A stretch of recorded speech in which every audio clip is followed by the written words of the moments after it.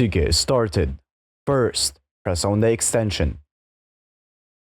We have many different functions in this extension. We will use extract products. As you can see, we extracted the products in this list. To extract more, simply scroll down. And the more you scroll down, the more you will extract.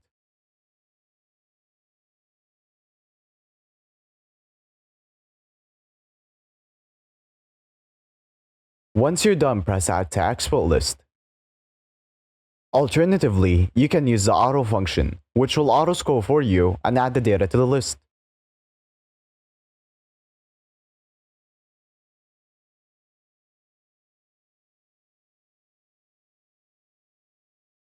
Once you're done, press Stop.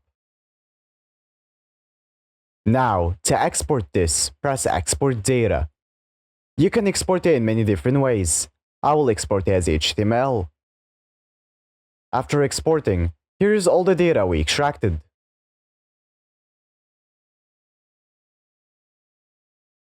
Let's try one more function. Let's say we want to extract the reviews of this product. So, press on the extension.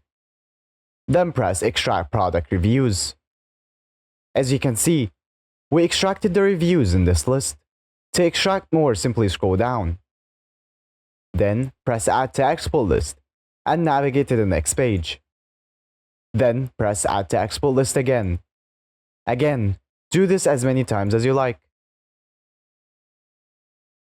And you can always also use the auto function.